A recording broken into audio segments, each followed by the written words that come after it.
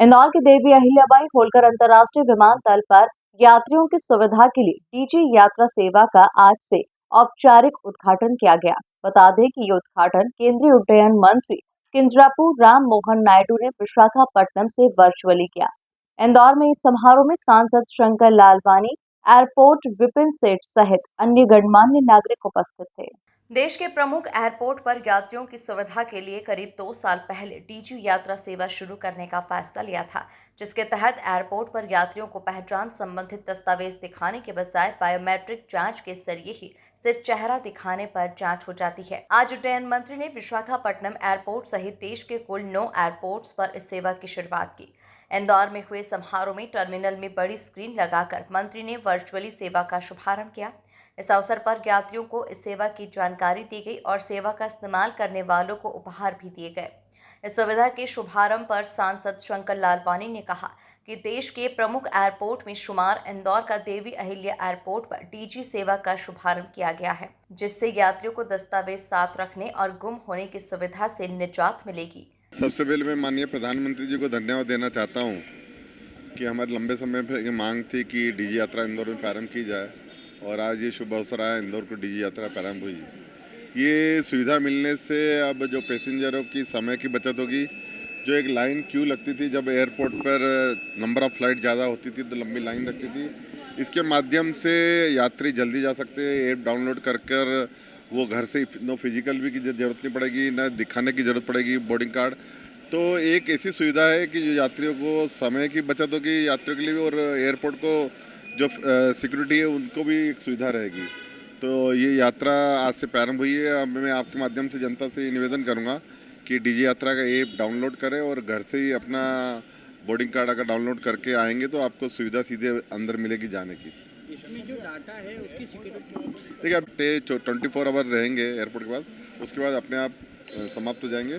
तो डाटा को लेके जो एक भ्रम फैलाया जा रहा है वो बिल्कुल मिथ्या है, कोई डाटा स्टोर नहीं हो रहा है।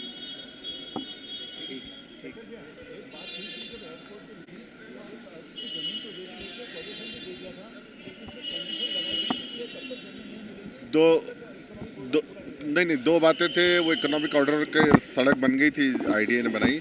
दो बातें इसमें, जो हमारे सामने वाली ज़मीन जो सरकार ने दी है उसमें एक विषय था कि जो हमारी मेट्रो की कनेक्टिविटी थी, जो एयरपोर्ट को लेके मेट्रो की कनेक्टिविटी थी, वो अभी कुछ दिन पहले ही एयरपोर्ट अथॉरिटी और मेट्रो वालों ने कर दिया है। क्योंकि अंडरग्राउंड मेट्रो जो आ रही है यहाँ पर, उसका एग्जिस्ट कहाँ होगा उसको लेके फाइनल डेस्टिनेशन आ गया है, पहली बात।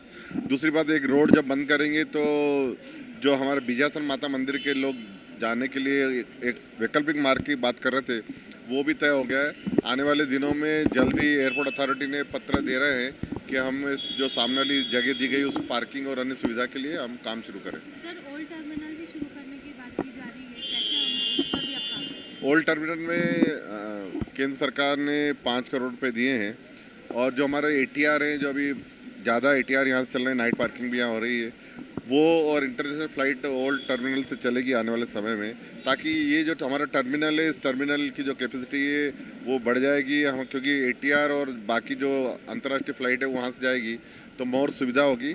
आने वाले समय में एयरपोर्ट एक्सपांशन के लिए भी हम बात कर रहे हैं। नया एटीसी बन के लगभग तैयार हो गया, उसके इक्विपमेंट आने वाले इसी माह आ जाएंगे इक्विपमेंट।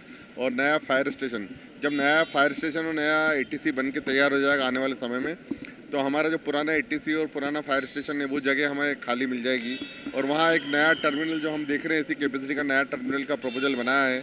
आने वाले 25 सालों के ध्यान में रखते हुए नया टर्मिनल भी अगर बनता है तो हमारे इस एयरपोर्ट को एक्सपांशन में जो हमारी ज़मीन की आवश्यकता है, जो 143 एकड़ ज़मीन 2 फेज़ में की बात की गई, 89 एकड़ पहले फेज़ में और 46 दूसरे फेज़ में, अगर ये ज़मीन मिलती है तो मुझे लगता है कि हम आने वाले 20 से 25 सालों में इस एयरपोर्ट को केयर कर सकते हैं। बहुत दुखद है और सरकार उस पर कार्रवाई कर रही है। देखिए, आज का दिन इंदौर एयरपोर्ट के लिए बहुत ही ऐतिहासिक दिन है, जब माननीय सिविल एविएशन मिनिस्टर जी के द्वारा यहाँ पर एक इनॉग्रेशन किया गया, जिसमें हमारे माननीय सांसद साहब भी यहाँ थे, शंकर लालवानी साहब, और ये काफ़ी टाइम से इस प्रोजेक्ट को फॉलोअप किया जा रहा था और आज फाइनली इसको ग्रीन सिग्नल दे दिया गया है ट्रायल बेस के बाद। और इससे जैसा कि बताया गया कि जो 15 सेकंड से 1 मिनट तक का टाइम लगता था एंट्री गेट पर, वो 5 सेकंड तक रिड्यूस हो जाएगा। तो जो टाइम है पैसेंजर्स को पहुंचने के लिए बोर्डिंग गेट तक वो काफ़ी रिड्यूस हो गया। और सीमलेस और हैसल फ्री, यानी आपको कोई अपने क्रेडेंशियल साथ में कैरी नहीं करने, आप एक बार डीजी यात्रा पे अपने को रजिस्टर कीजिए। और जो अब टोटल 24 एयरपोर्ट्स हो गए हैं, आपकी यात्रा बहुत ही सुखद होगी और सीमलेस होगी। इसके साथ साथ जो प्राइवेसी का इशू किया जा रहा है, बताया जा रहा है, वो बिल्कुल इसमें सेफ़ है और कोई भी डाटा पब्लिक में शेयर नहीं होता है, आपके मोबाइल ऐप पर ही रहता है और उसके बाद 24 घंटे के अंदर डिलीट भी हो जाता है।